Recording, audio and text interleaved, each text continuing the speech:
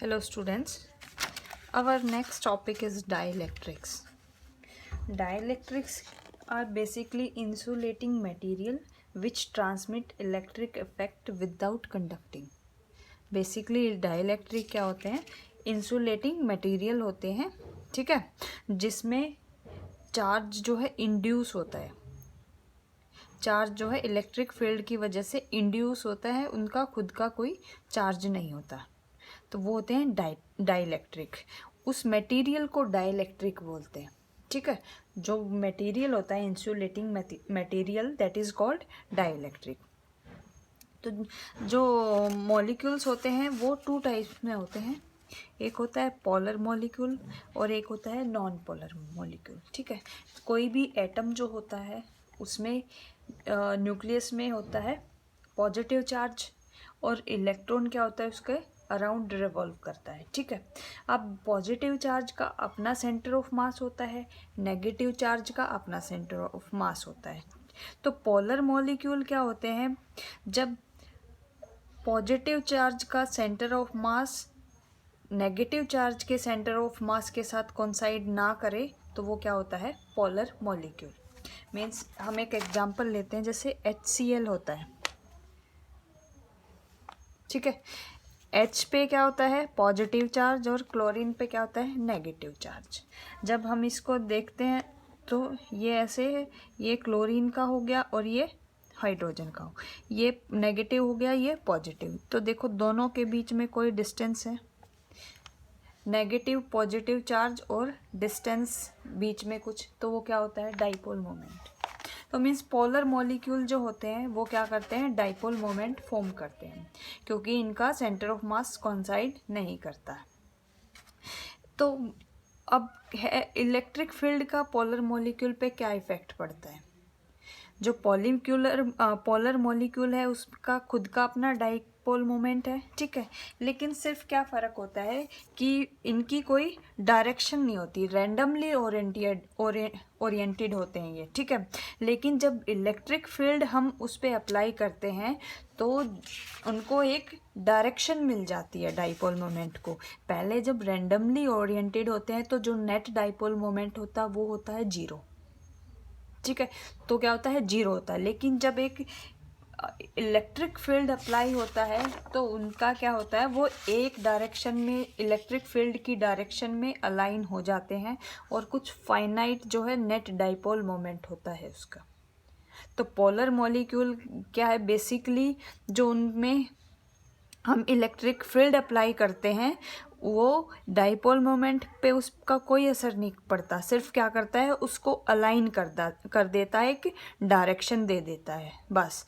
इसलिए जो है हम पोलर मॉलिक्यूल को जो है कम इम्पोर्टेंस देते हैं कैपेसिटर में, ठीक है। अब उसके बाद आता है non polar molecule. Non polar molecule is that molecule in which center of mass of positive charge coincide with the center of mass of negative charge। जब positive charge centre of mass of negative charge के साथ coincide करे that is called non polar. Example हमारे N2O2 H2 सब में क्या है? Positive charge होते हैं और दोनों क्या है? coincide करते हैं। अब नॉन पोलर मॉलिक्यूल पे इलेक्ट्रिक फील्ड का क्या इफेक्ट पड़ता है? जब नॉन पोलर मॉलिक्यूल में एक इलेक्ट्रिक फील्ड अप्लाई होता है तो क्या होगा?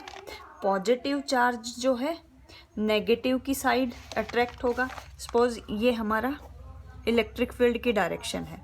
इलेक्ट्रिक फील्ड की डायरेक्शन क्या होती है? Positive to negative.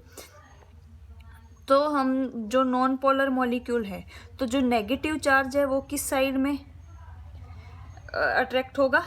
पॉजिटिव की साइड। और जो पॉजिटिव है वो किस साइड में होगा? Negative side. तो मतलब जो पॉजिटिव चार्ज है वो किसकी तरफ अलाइन होगा? इलेक्ट्रिक फील्ड की डायरेक्शन की साइड। लेकिन पॉजिटिव चार्ज जो होगा वो अपोजिट साइड में होगा। तो दोनों का क्या हो जाएगा? मान लो ये पॉजिटिव हो गया और यहाँ पे नेगेटिव, तो एक डिस्टेंस मेंटेन हो गई उसमें। मीन्स अपोजिट चार्ज हैं, इक्वल चार्ज हैं और एक डिस्टेंस है दोनों में, तो क्या फॉर्म होगा? Dipole moment. Means non polar molecule पे जब हम इलेक्ट्रिक फील्ड अप्लाई करते हैं तो उसमें एक डाइपोल मोमेंट क्रिएट हो जाता है।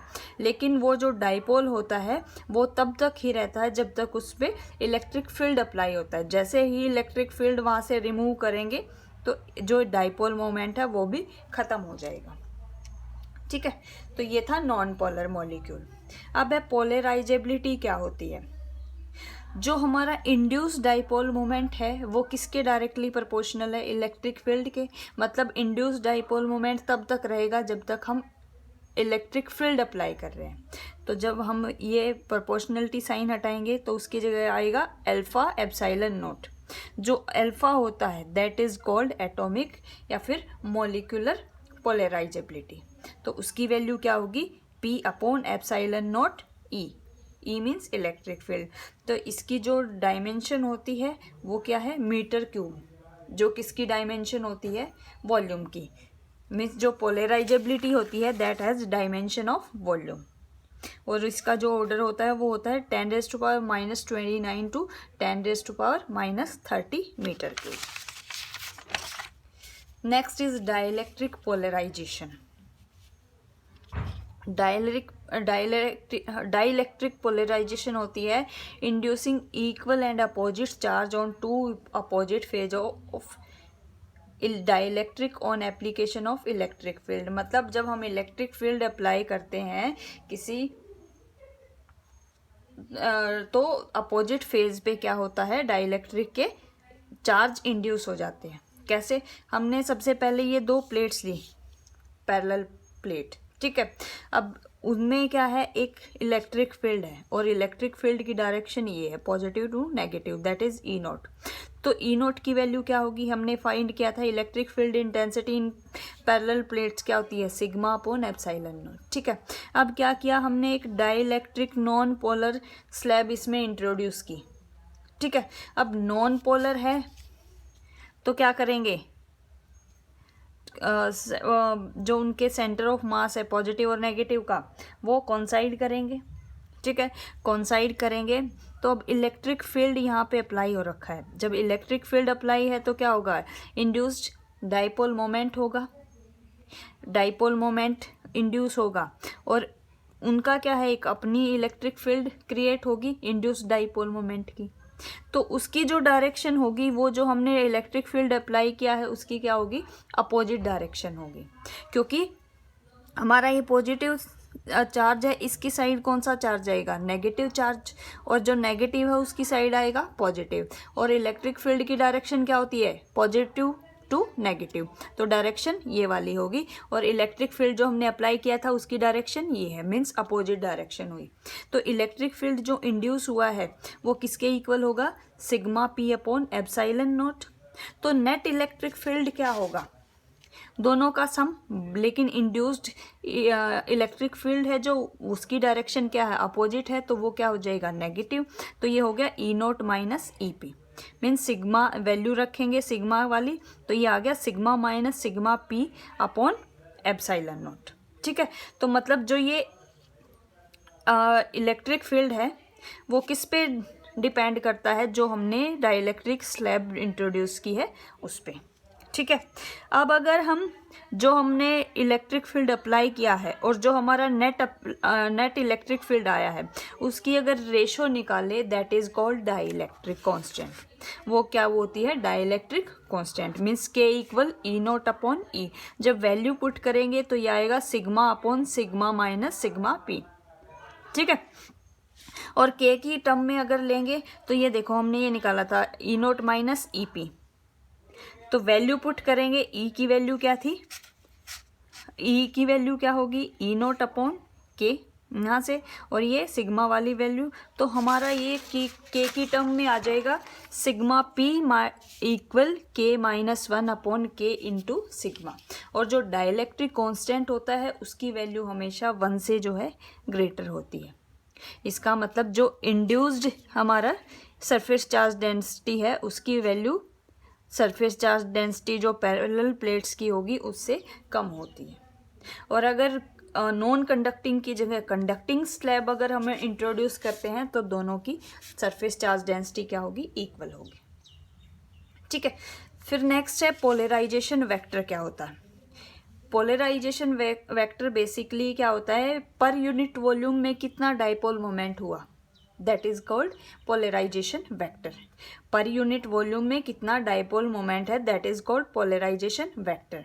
तो इसको हम P से डिनोट करते हैं और वो है NP। N क्या है, नंबर ऑफ एटम पर यूनिट वॉल्यूम, और P क्या होगा, डाइपोल मोमेंट। ठीक है, हम अब प्रूव करते हैं कि जो मैग्नीट्यूड ऑफ पोलराइजेशन वेक्टर है वो सरफेस चार्ज डेंसिटी के इक्वल होता है, ये हमें प्रूव करना है। तो हमने लिया कि QP क्या है, इंड्यूस्ड चार्ज, A क्या है, जो हमने डाइलेक्ट्रिक स्लैब इंट्रोड्यूस की थी उसका एरिया, और थिकनेस उसकी है D। सिग्मा की P क्या है, इंड्यूस सरफेस चार्ज डेंसिटी। तो हमारा QP किसके इक्वल होगा, मीन्स चार्ज किसके इक्वल होगा, surface charge density into area. ठीक है, और डाइपोल मोमेंट क्या होता है, चार्ज इनटू डिस्टेंस, जो उसकी थिकनेस थी वो। तो QP की वैल्यू क्या है, sigma P into A into D, area into height कहो या जो थिकनेस है वो क्या आ जाएगी, वॉल्यूम। मीन्स जो डाइपोल मोमेंट है that is equal to induced surface charge density into volume. और पोलराइजेशन वेक्टर अभी हमने जो पढ़ा था उसकी डेफिनेशन क्या थी, डाइपोल मोमेंट अपॉन वॉल्यूम। तो ये हो गया sigma V upon V, V से V cancel, means polarisation vector is equal to the induced surface charge density. ठीक है, next is susceptibility. Electric susceptibility क्या होता है, वो क्या, जो हमारा डाइलेक्ट्रिक पोलराइजेशन वेक्टर होता है वो किसके प्रोपोर्शनल है, जो हमारी रिड्यूस्ड वैल्यू आई इलेक्ट्रिक फील्ड की, जो नेट हमारा इलेक्ट्रिक फील्ड आया उसके प्रोपोर्शनल होगा। ठीक है, जब पोलराइजेशन जब हम कांस्टेंट इसको प्रोपोर्शनलिटी को हटाएंगे साइन को, तो एक कांस्टेंट आता है, तो यहाँ पे आएगा ये, इसको बोलते हैं चाई, इसको बोलते हैं चाई एप्सिलॉन नॉट E हो गया ये। ठीक है, हमें पता है जो रिड्यूस्ड EMF इलेक्ट्रिक फील्ड आया था that is E0 minus EP, तो यहाँ से E0 की वैल्यू क्या आ गई, E प्लस EP। अब EP की वैल्यू क्या होगी, sigma P upon epsilon not. ठीक है, और पोलराइजेशन की वैल्यू क्या थी, सिग्मा P, तो इस सिग्मा P की जगह क्या आ गया, P अपॉन एप्सिलॉन नॉट, और P की वैल्यू हमने यहाँ पे क्या निकाल ली है, चाय epsilon not E divided by epsilon not, cancel हो गया, तो E प्लस चाय E, दोनों से E कॉमन आ गया, तो क्या आया 1 प्लस चाय, और E0 अपॉन E किसके इक्वल होता है, dielectric constant. So dielectric constant is equal to the 1 plus susceptibility, chi is called electric susceptibility. ठीक है, तो ये दोनों में हमारा रिलेशन होता है। And last is dielectric strength, means किसी डाइलेक्ट्रिक की कितनी स्ट्रेंथ है, मीन्स किसी नॉन पोलर मॉलिक्यूल को कितना स्ट्रेच करे, कहाँ तक स्ट्रेच हो सकता है, that is called dielectric strength. Defined as the maximum value of electric field intensity that can be applied to the dielectric without its electric breakdown. Means जब तक वो ब्रेक नहीं हो जाए, जब तक उसको इलेक्ट्रिक फील्ड प्रोवाइड करते हैं, उसकी कितनी स्ट्रेंथ है इलेक्ट्रिक फील्ड की, that is called dielectric strength. तो वो क्या होता है, E break equal V break upon D। V break means maximum voltage जो हम उसको दे रहे हैं, और D क्या है, थिकनेस ऑफ डाइलेक्ट्रिक स्लैब।